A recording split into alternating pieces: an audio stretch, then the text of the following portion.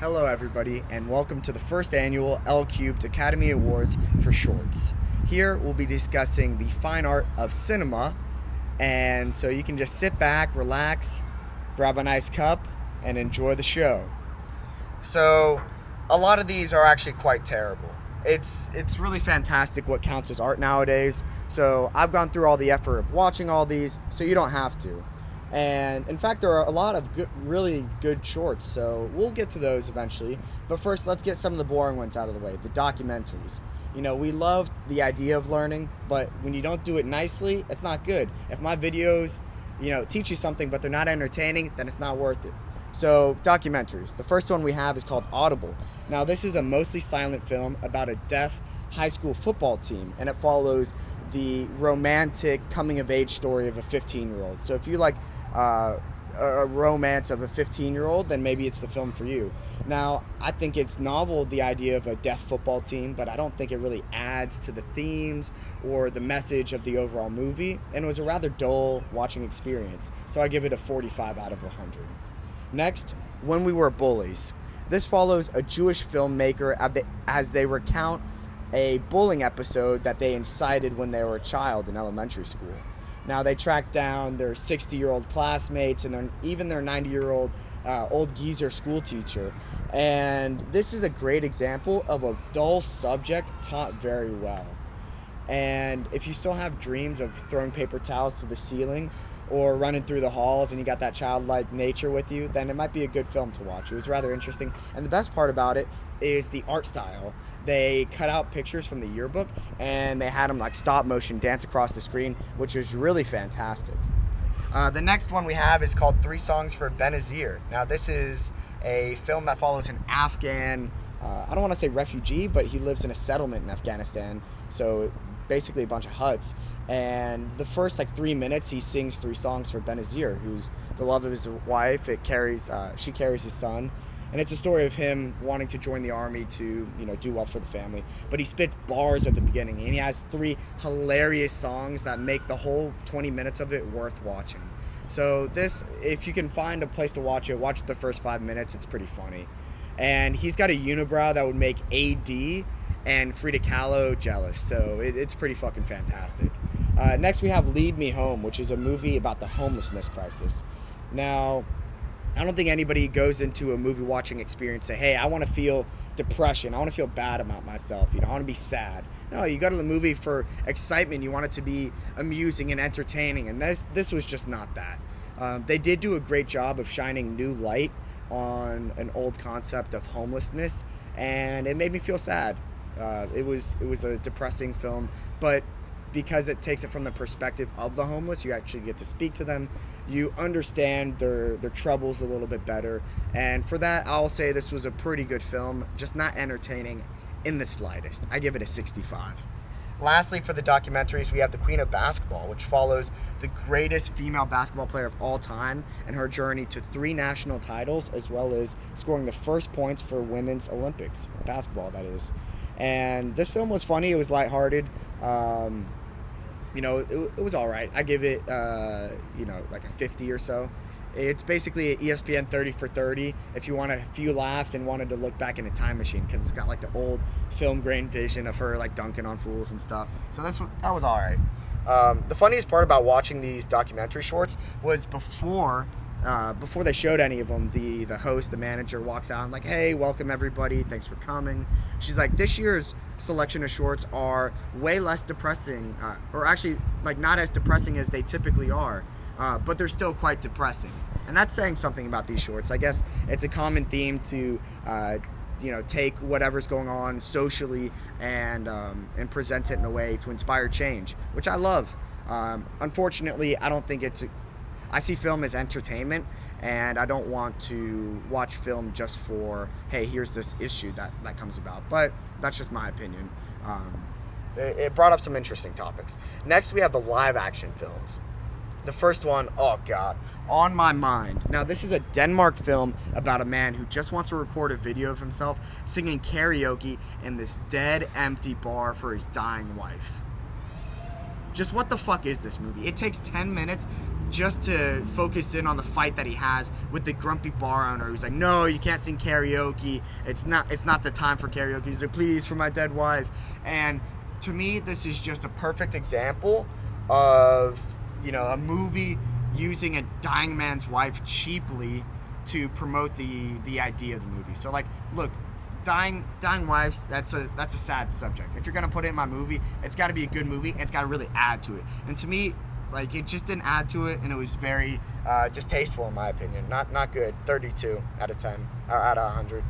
Next we have Please Hold. Now this is the American addition to the Oscars. So you might think, America, I mean, we had a quite crazy couple of years. You have pandemic, social unrest, riots, racial tensions, political tensions.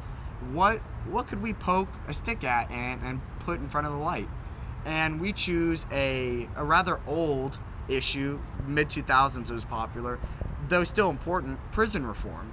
And I feel very strongly on prison reform. It's sad that we have the highest per capita incarceration rate in the world, which is crazy.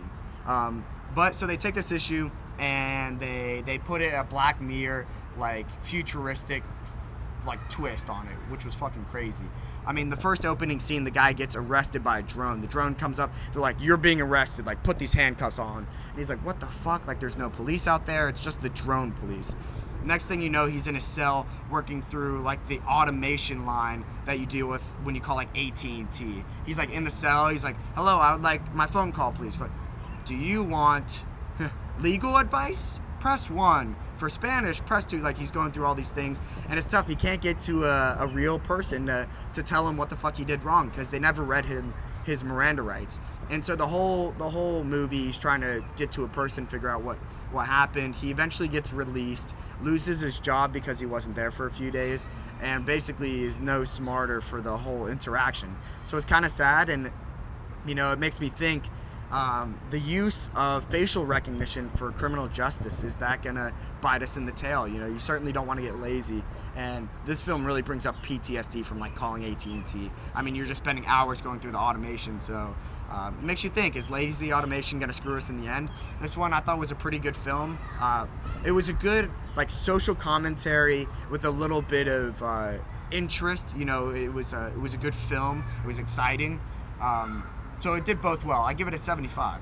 Because they have entertainment and social themes. They have to play together in order for you to digest them. You know what I mean? You can't digest one without the other, in my opinion. Unless you tell me, look, you're going to watch, like, a historical thing about, World War II, whatnot. So that's my take. Ooh, this is a good one. Next we have The Dress. Now, let me just take you down a little trip of memory road. It's mid-2000s. You and the boys or you and the gals are watching 40-Year-Old Virgin. You got the popcorn ready, the Pellegrino popping, and you're just ready to throw popcorn up in the air, laugh with your mouth open, and have a fantastic time, because it's a great film. Well, if you like that, then you'll fucking hate this one. This is like 40-Year-Old Virgin, but it's depressing, it's not funny, it's written in Poland, and instead of the main subject being an idiot, which is always hilarious in cinema, by the way, it's always funny when there's gaffes and they're falling down or they don't understand something that's true about the world, it's a little person. Now, this 30-minute short has moments of edgy filmmaking at its greatest. There was a 2-minute sex scene in which the main character moans very loudly into the camera the whole time.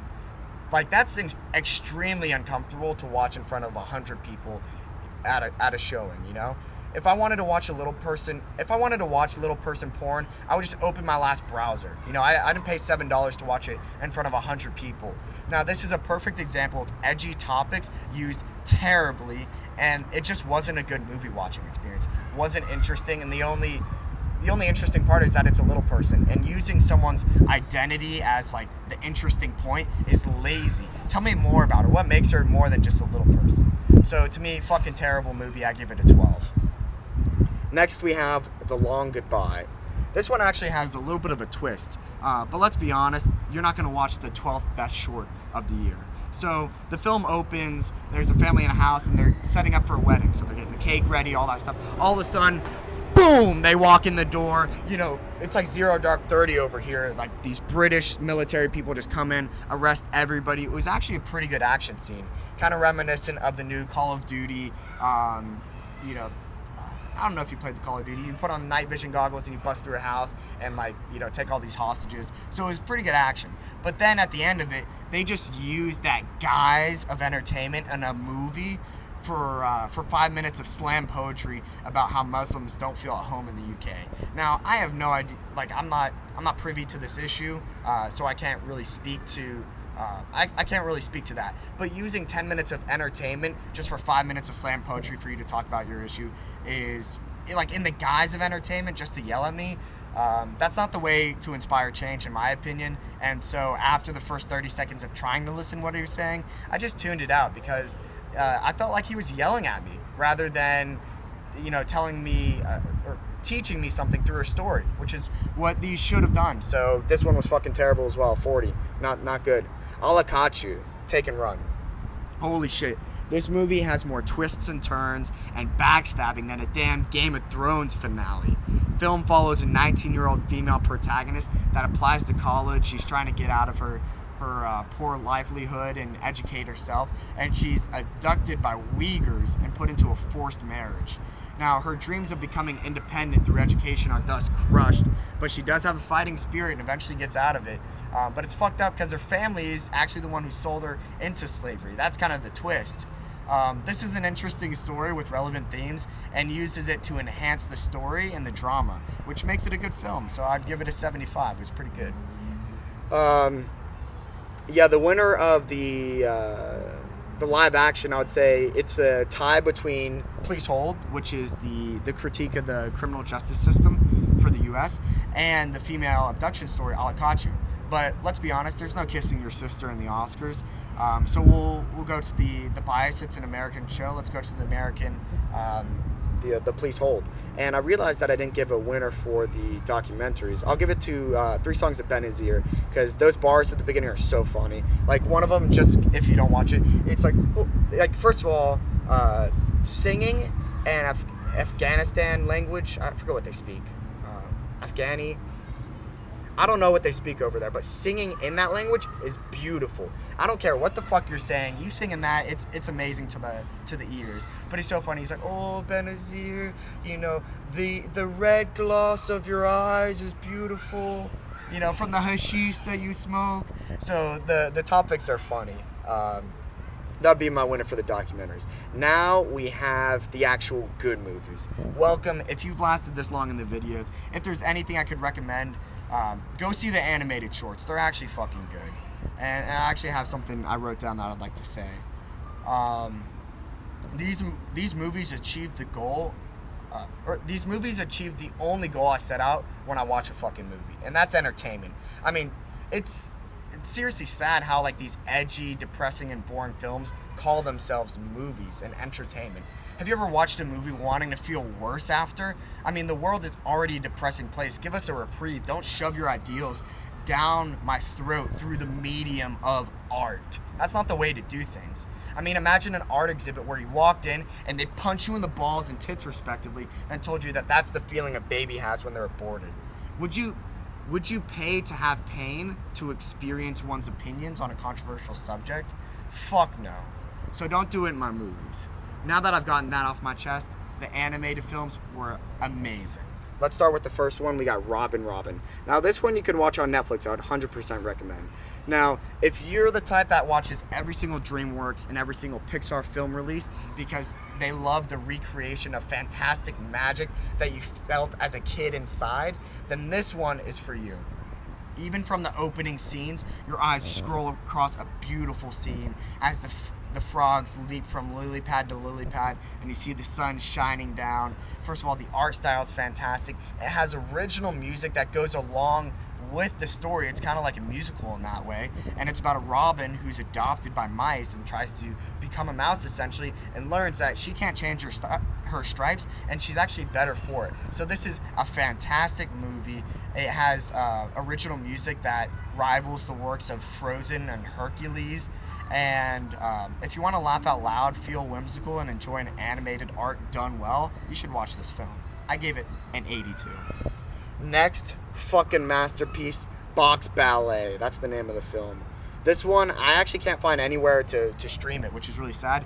This is the best film of the lot, to be honest. Holy shit. You know, it follows the unlikely relationship between a boxer and a ballerina. They're Russian. The art style is beautiful. You'll feel love, laughter, pain, and love again. Not much else to say. It's a freaking masterpiece. This one is an 85. It's a really good film. I mean, it just breaks your heart and really done well. And I think there's no words said in this film. I think it's a silent film or just like music in the background. But that just tells you this Box Ballet is how you tell a really good story. I mean, talk about the depth of emotions without saying a fucking word. That's what art to me is about, saying more with less and being able to convey complex emotions quickly. So it was a great film. Next we have Affairs of the Art. So this one I just have to read out some of my notes. Animated buttholes, blue titties, plastic surgery, and taxidermy. Those are all featured in this film. Nonetheless, the film is laugh out loud hilarious about the obsession of a little girl as she turns odd behavior into art, eventually fame and success as well. The narration is in a Cockney accent and can be harder to hear, but this one you can watch multiple times for free on YouTube. Shout out to the New Yorker. Thanks for having free art. You must be in a silly mood to enjoy this film. The theater that I saw it in live, I heard howling like a 1900s construction worker when a sewer grate blows up a woman's dress. I mean, people are just throwing popcorn at the screen. Fucking hilarious movie, but you have to be in the right mood for it, because if you watch it, you know, the jokes pass really, really quickly. But be in that whimsical mood, you'll fucking love it. This one's an 86. I'll actually give this the best animated film just because it's kind of funny. But Box Ballet was like the most artfully done, and then Robin would be like the best like animated kids one. I'll give 3 awards for these films. Last two pretty boring. Bestia, which follows a porcelain doll that's a hitman for the Chilean secret police. It took me like half the movie to figure out what the fuck was going on. It was dark. Oh god, I forgot about this, but I'm gonna keep it to y'all real. If y'all made 17 minutes into this thing, she let the dog lick her down there. Can you believe that? She was so depraved. Disgusting. I don't care if you animate it. To me, that's not okay in my movies. If you're gonna have a dog perform cunnilingus, it better be a fucking masterpiece work of art that adds to it. You put that shit in my movie, I mean, come on, man. It was like the little person porn. It's like, that's a lot, that's heavy to put in a movie. It's gotta be done in the right way, or else it's just fucking disgusting. And this one was not done the right way. I'm pretty sure she eats people too, but I don't remember. Last one, we have the windshield wiper. This one's a fucking 2. Or the last one I'll give a 40. This one's a 2. It's that bad. Yeah, if dogs licking pussies is a 40 and this one's a 2, I think it tells you all you need to know. This is like peak woke art. It was like 10 different stories mashed together with no rising action. It's just the climaxes in the attempt of being like deep, and it's all told on the backdrop of this guy smoking a cigarette saying, yeah, very grandeur, you know, pulling words out of his ass to sound smarter and more complex than he is as he smokes a cigarette. It was fucking terrible. Oh yeah, Bestia, to go back to the movie about the hitman, that one got boos at the end. People booed because it was so fucking bad. And Windshield Wiper, I think people didn't boo because they were just so fucking tired. So those are all the Oscar films. If you're gonna see any, go see the shorts or the animated shorts. They're fantastic. Box Ballet, Affairs of the Art, and Robin are all fantastic. Robin you can catch on Netflix. Affairs of the Art you can catch on YouTube. And Box Ballet, I think they're having trouble marketing it and putting it elsewhere because of the whole Russia incident. But don't let that one slide. It's a fantastic film. So I hoped you enjoyed this. I love reviewing arts. I just saw the Impressionist exhibit at the Museum of Fine Art, and I'd love to review some of that. Renoir and Monet were absolutely fantastic. But to me, the takeaways of this is it's kind of astounding what counts as art nowadays. Now, it's not just about the effort that someone puts in, but you know, I felt like a lot of these climbed up the ranks just because they were playing with like complex issues of like homelessness and that sort of stuff, or little people, you know. And I don't feel like they added to it. So what I've learned is, if you're gonna if you want someone to take something away from your movie and inspire social change, you have to do it very artfully. You have to weave it into the story, make it better, and you have to open people's eyes and show them the perspective that you want to. Not just throw it at them and say, hey, you should care about homeless, or you should care about the Muslims in the UK. Ooh, that's a wasp. You should do it artfully so people enjoy it. So that's all I got. Peace. Catch you in the next one.